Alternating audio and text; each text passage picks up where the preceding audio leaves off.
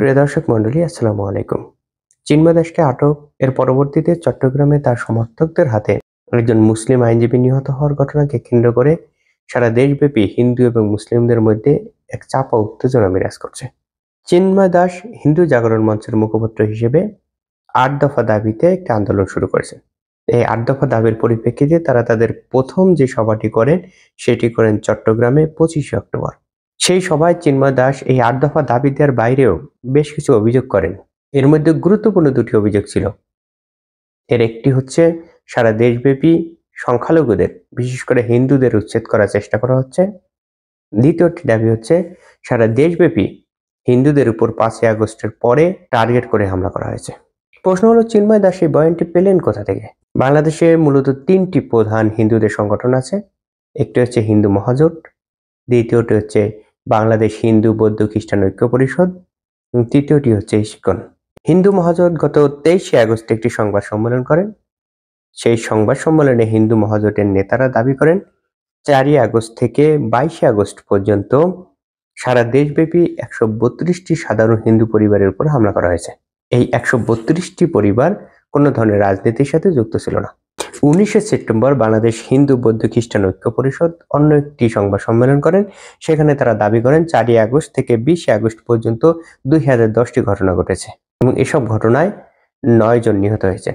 এই ঐক্য পরিষদের দাবিতে বেশ কিছু সন্দেহ তৈরি হয়, কারণ তারা যে ৯ জনের নিহতের তালিকা দিয়েছেন সেই নিহতের তালিকা বিভিন্ন জন বিশ্লেষণ করেছেন। এর মধ্যে ফ্যাক্ট চেকার কাদরউদ্দিন শিশিরের মতে এই ৯ জনের কাউকেই শুধুমাত্র হিন্দু হওয়ার কারণে হত্যা করা হয়নি। এদের অধিকাংশই সরাসরিভাবে রাজনীতির সাথে যুক্ত ছিল অথবা কাউকে কাউকে পূর্ব শত্রুতার জেরে হত্যা করা হয়েছে। এদের মধ্যে কেউ কেউ বৈষম্য বিরোধী আন্দোলনে অংশগ্রহণ করে নিহত হয়েছেন। তবে ইসকন কোনো তালিকা দিয়েছে কিনা আমার জানা নেই। যেহেতু এই দুটি সংগঠনই হিন্দুদের সংগঠন, তাই তাদের এই তালিকা খুব বেশি সাড়া ফেলতে পারেনি। কিন্তু সারা দেশব্যাপী সংখ্যালঘু বা হিন্দুদের উপর আক্রমণ হয়েছে, এই বয়ানটি তৈরি করেছে প্রথম আলো। প্রথম আলো গত ১২ই সেপ্টেম্বর একটি বিশাল রিপোর্ট প্রকাশ করে। প্রথম আলোর দাবি এটি তাদের নিজস্ব তদন্তের ফল। সেই প্রতিবেদনে দাবি করা হয় ৫ই আগস্ট থেকে ২০শে আগস্ট পর্যন্ত সারা দেশব্যাপী হামলার শিকার সংখ্যালঘুদের বাড়িঘর ও ব্যবসা প্রতিষ্ঠানের সংখ্যা হচ্ছে ১,০৬৮টি। এই বিশাল সংবাদে তারা বিস্তর আলোচনা করেন। কোন বিভাগ বা কোন জেলায় কতটি বাড়ি, ব্যবসা প্রতিষ্ঠান বা উপাসনালয়ে হামলা হয়েছে তার বিস্তর ব্যাখ্যা এবং সুস্পষ্ট তালিকা আছে।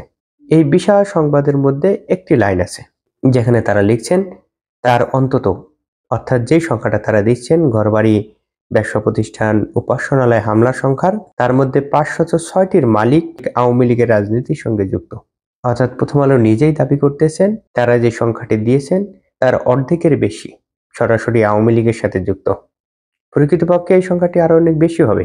তারপরও যদি প্রথম আলোর নিজস্ব বয়ানে চিন্তা করি তাহলে অর্ধেকের বেশি ঘটনা রাজনৈতিক হওয়ার কথা, কিন্তু প্রথম আলোর শিরোনামে অথবা ইন্ট্রোতে কোথাও এই রাজনীতির বিষয়টি উল্লেখ করেননি। এমনকি এই পুরো নিউজে শুধুমাত্র একটি লাইন লিখেছেন, অর্থাৎ এই রাজনৈতিক ঘটনাগুলোকে তারা পুরোপুরিভাবে সংখ্যালঘুদের উপর নির্যাতন হিসেবে চালিয়ে দিচ্ছেন। এই সংবাদটি প্রচার হওয়ার পরে হিন্দুদের বিভিন্ন ওয়েবসাইট, সামাজিক যোগাযোগ মাধ্যমের বিভিন্ন গ্রুপ, আওয়ামী লীগের বিভিন্ন গ্রুপ এবং পেজ থেকে ব্যাপকভাবে প্রচার করা হয় এবং বয়ান তৈরি করা হয় সারা দেশব্যাপী হিন্দুদেরকে টার্গেট করে নির্যাতন এবং হত্যা করা হচ্ছে। এই সংবাদ প্রকাশ করা হয় ১২ই সেপ্টেম্বর। এরপরে ২৫শে অক্টোবর হিন্দু জাগরণ মঞ্চ প্রথম তাদের সভা করে। হিন্দু জাগরণ মঞ্চ থেকে যে ধরনের কথা বলা হচ্ছে এবং প্রথম আলো তাদের সংবাদে যে ধরনের কথা বলছে তা অনেকটা মিল আছে। অর্থাৎ চিন্ময় দাস সারা দেশব্যাপী হিন্দুদের উপর, সংখ্যালঘুদের উপর আক্রমণের যে বয়ান তৈরি করছে, হিন্দুদের উৎখাত করা হচ্ছে যে একটা ন্যারেটিভ তৈরির চেষ্টা করছে, এই ন্যারেটিভটি মূলত প্রথম আলো থেকে নেয়া। প্রথম আলো ছাড়া অন্য কোনো পত্রিকা এই সংবাদ প্রচার করেনি এভাবে। ৫ই আগস্টে শেখ হাসিনা সরকারের পতনের পর সারা দেশব্যাপী এক অরাজকতা পরিস্থিতি তৈরি হয়। আইন শৃঙ্খলা পুরোপুরিভাবে ভেঙে পড়ে, পুলিশ নিষ্ক্রিয় হয়ে পড়ে। গত ১৫ বছর ধরে পুলিশ এবং আওয়ামী লীগের সমর্থকরা পুরোপুরিভাবে লাঠিয়াল বাহিনীতে পরিণত হয়েছিল। তাদের অত্যাচারে অতিষ্ঠ ছিল দেশের মানুষ। তাই ৫ই আগস্টে পুরোপুরিভাবে ক্ষোভ উগরে দেয় জনগণ পুলিশ এবং আওয়ামী লীগের নেতাকর্মীদের উপর। অসংখ্য থানা ভাঙচুর করা হয়। দেশের বিভিন্ন স্থানে আওয়ামী লীগের নেতাকর্মীদের বাড়িঘর ভাঙচুর করা হয়, লুটপাট করা হয়। যে কোনো ধরনের সহিংসতা এবং ভাঙচুরের নিন্দনীয়। আওয়ামী লীগের যেসব নেতাকর্মীদের বাড়িতে হামলা করা হয়েছে তাদের অনেকেই ধর্মে হিন্দু বা সংখ্যালঘু, কিন্তু এসব ঘটনা ছিল পুরোপুরিভাবে রাজনৈতিক। তারা শুধুমাত্র হিন্দু হওয়ার কারণে তাদের উপর আক্রমণ করা হয়নি। একই জায়গায় পাশাপাশি অনেকগুলো বাড়ি আছে, তার মধ্যে শুধুমাত্র একটি বা দুটি বাড়িতে হামলা করা হচ্ছে। যদি শুধুমাত্র হিন্দু হওয়ার কারণে বা সংখ্যালঘু হওয়ার কারণে, শুধুমাত্র ধর্মের কারণে যদি হামলা করা হতো, তাহলে সবগুলো বাড়িতেই হামলা করা হতো। বেছে বেছে একটা বা দুটি বাড়িতে হামলা করা হতো না। এর বাইরে বেশ কিছু ঘটনা ঘটেছে, যে ঘটনাগুলো রাজনৈতিক ফায়দা নেওয়ার জন্য অথবা লুটপাট করার জন্য অথবা কোনো কোনো ক্ষেত্রে পূর্ব শত্রুতার জেরে হয়ে থাকতে পারে। এর কোনো ঘটনাই শুধুমাত্র হিন্দু হওয়ার কারণে বা সংখ্যালঘু হওয়ার কারণে বা ধর্মের কারণে করা হয়নি।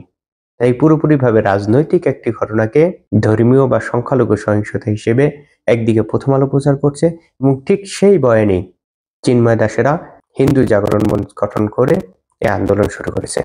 বাংলাদেশে কি শুধুমাত্র 5ই আগস্টের পরেই প্রথমবার হিন্দুরা আক্রান্ত হয়েছে? না, শুধুমাত্র 2022 সালে এক বছরে 154 জন সংখ্যালঘুকে হত্যা করা হয়েছে, 39 জন ধর্ষণের শিকার হয়েছেন। ওই এক বছরে অর্থাৎ 2022 সালে 90,000 একর হিন্দুদের জমি দখল করা হয়েছে। বসত বাড়ি থেকে উচ্ছেদ করা হয়েছে 572টি পরিবারকে। দেশ থেকে বাধ্য করা হয়েছে 445টি পরিবারকে। হিন্দু বৌদ্ধ খ্রিস্টান ঐক্য পরিষদের সাধারণ সম্পাদক রানা দাশগুপ্ত নিজে দাবি করেছেন, সাবেক পুলিশ প্রধান বেনজির আহমেদ গোপালগঞ্জে হিন্দুদের শত শত একর জমি দখল করেছে। হিন্দু মহাজোট, বাংলাদেশ হিন্দু বৌদ্ধ খ্রিস্টান ঐক্য পরিষদ অথবা ইসকন কেউই বড় ধরনের প্রতিক্রিয়া, প্রতিবাদ বা সমাবেশ করেনি। তাই এই মুহূর্তে এরকম একটি আন্দোলন নিয়ে প্রশ্ন তোলার যথেষ্ট সুযোগ আছে। এখন যে কোনো আন্দোলনে আওয়ামী লীগের কর্মীরা যুক্ত হয়ে সেখানে বিশৃঙ্খলা তৈরি করার চেষ্টা করে, এবং অনেকে পারসেপশনও আছে। হিন্দু জাগরণ মঞ্চের ডাকা এই সমাবেশগুলোতে বিপুল সংখ্যক আওয়ামী লীগের নেতা কর্মীরা যুক্ত হতেন। তাই এই মুহূর্তে এরকম একটি আন্দোলন করে দেশে বিশৃঙ্খলা সৃষ্টি করার একটি রাজনৈতিক উদ্দেশ্য থাকার সম্ভাবনা উড়িয়ে দেওয়া যায় না। বাংলাদেশে বিভিন্ন সময় রাজনৈতিক কারণে সংখ্যালঘুদের টার্গেট করে তাদের উপর হামলা এবং বিভিন্ন সময় তাদের ঘরবাড়ি এবং জমি দখলের ঘটনা ঘটেছে। এটি একটি জাতীয় সমস্যা। এই জাতীয় সমস্যা সমাধানের জন্য জাতীয় ঐক্যমত দরকার, কিন্তু এই জাতীয় ঐক্যমত তৈরির চেষ্টা না করে সারা দেশব্যাপী সংগঠিত রাজনৈতিক ঘটনাকে প্রথম আলো সংখ্যালঘুদের উপর অত্যাচার, নির্যাতন এবং হামলা বলে চালিয়ে নতুন একটি বয়ান তৈরি করলো। সেই বয়ানকে পুঁজি করে চিন্ময় দাসেরা আন্দোলন শুরু করে হিন্দু এবং মুসলিমদেরকে পুরোপুরি মুখোমুখিভাবে দাঁড় করিয়ে দিয়েছে। এই জন্য একদিকে যেমন চিন্ময় দাসেরা দায়ী, অপরদিকে প্রথম আলো দায়ী। আজকে পর্যন্ত, সকলে ভালো থাকবেন।